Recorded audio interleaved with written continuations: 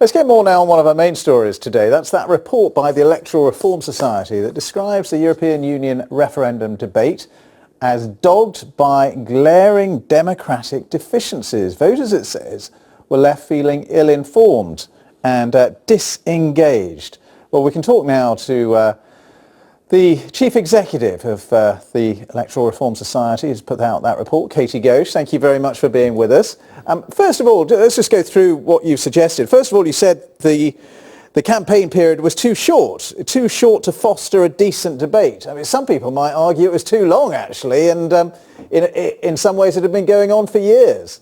I think a handful of journalists and political geeks might feel that it was quite as long as it needed to be, but actually what people told us in the research that we did was that they didn't really have the time and space to get to grips with the issues for themselves. And we can contrast the shortness of the EU campaign, just 4 months in total, with around 2 years in Scotland. And the difference really is that time and space when people really begin to deliberate for themselves and they're not just being broadcast at by the two campaigns. So we're recommending a minimum period of 6 months for future campaigns, and we think that's just one of the ways in which we could foster a healthier debate, and one that really puts the public at the forefront and in charge of the agenda.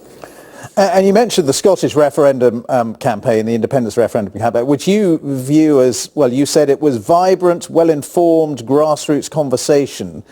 Aren't you looking at that perhaps with rose-tinted glasses? A lot of people at the time thought the Scottish referendum campaign was pretty negative. There was claim and counterclaim over issues like oil revenue and so on.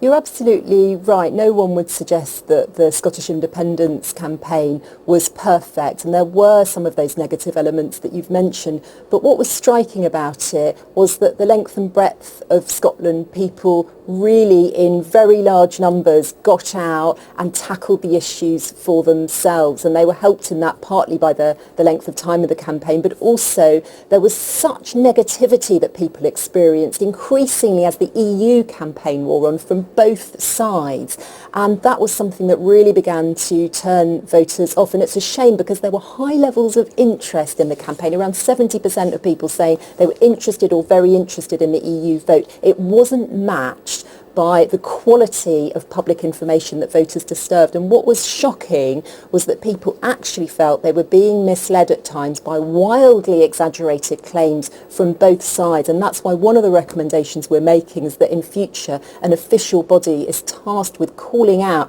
and sanctioning those very misleading claims. Well, so when you say, but let me just ask you about that, because you say misleading claims, but that's entirely subjective, isn't it? So give us an example of what was a misleading claim in the campaign. Some people felt that on both sides, some of the alarming cries that were made by the Remain side on the economics, and some felt on the other side the figure that was put on the amount of money that would go on to the NHS in event of a Brexit. So on both sides, people felt that there were claims that weren't justified.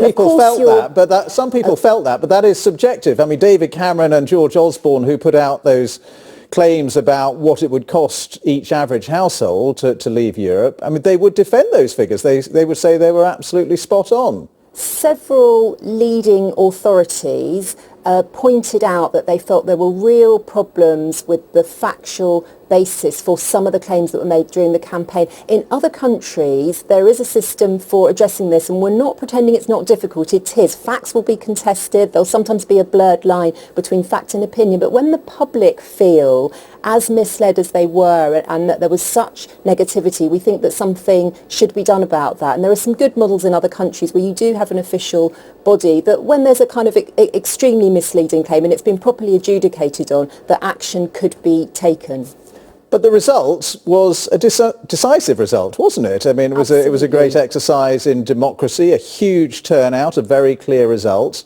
What's wrong with that? Absolutely. No one is questioning the result, which was absolutely decisive. But looking at the research that we did on the public experience of the campaign, people felt that they didn't get the information that they needed. They didn't get that mix of the facts and figures that they could trust, together with the vibrant public spaces where they could take matters into their own hands and really have the debate that they wanted to have. It was very striking that as the campaign wore on, people began to rely more on friends and families. And one of the other things that that we found was that the big beast personalities that traditionally will be listened to and given a lot of weight during a campaign didn't seem to cut through in this campaign, and people were relying much more on the friends and family around them to come to a conclusion. And you say that 16-year-olds should be able to vote. Do you think that would have made a difference in the Brexit referendum campaign?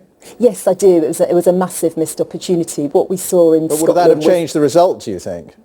No one has any idea if it would change the result, and that would not be the right approach to taking what should be a principled decision. The reason we feel so sure about 16 and 17-year-olds voting, it was a huge success in Scotland. 16 and 17-year-olds in Scotland accessed information from more sources than any other age group, perhaps because they're in the habit of learning. They took their duty seriously, and I think a lot of young people felt shortchanged by not having the franchise in this vote, and we do strongly support moving towards 16-year-olds voting in all public elections and referendums in the UK. OK, really interesting to talk to you. Thank you for your time. Katie Ghosh there from the Electoral Reform Society. Thank you. Now, the new rules on TV licensing